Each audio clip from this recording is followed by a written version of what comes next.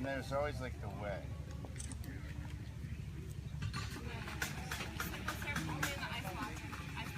Motherfucker.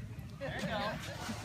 All right, so coffee's this old deal. You know, it was traded really long time ago, and it was kind of a thing where you know what the main thing about coffee that I love is that it was a shared experience with people.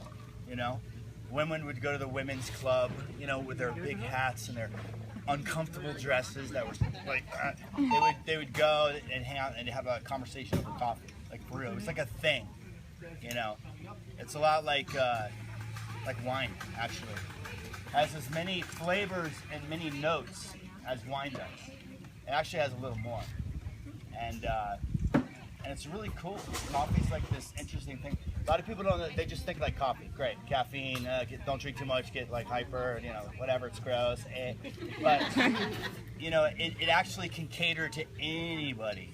You know, the right blend, the right beans from the right countries and different elevations can actually cater to anybody. You know, even tea drinkers that don't like coffee. And for me, it's, you know, I was a little kid and I'd wake up at my grandpa's house, right? And he would make, in Louisiana, and he would make chicory coffee. So I would wake up, and it was like this whole ordeal. So I'd wake up with a smell, right? And I'd see him in the kitchen, he'd be preparing the coffee, and his little metal like device, and he'd be taking the herbs, the chicory, putting it in and mixing this all.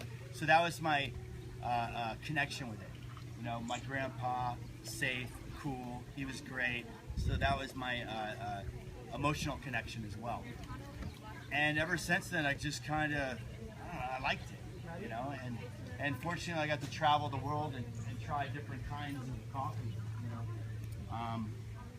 And then one day, my brother and I were talking. He was like, "Why don't you do your own coffee?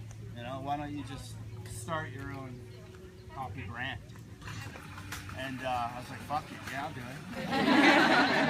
it." So I did, and how I did that was I started with the SL blend. That's my first blend I ever came up with, and it took about a year and a half to come up with that flavor. A year and a half. I had to pick beans from different countries and try them together, mix them together, and try different ratios and whatnot.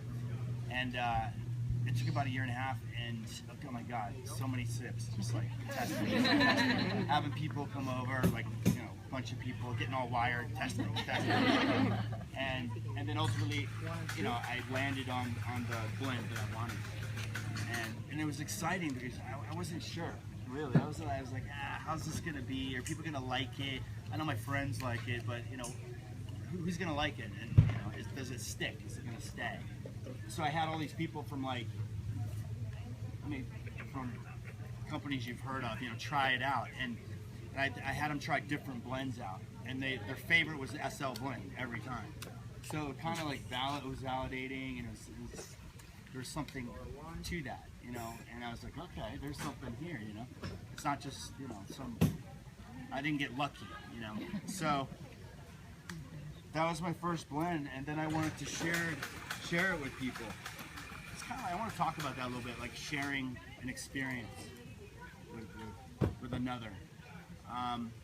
You know, with our band, that's what we've always been about, is sharing that experience, our experience with someone else that was listening, that was interested and whatnot. Even the non-interested, we wanted to share the experience, you know, the challenge of that.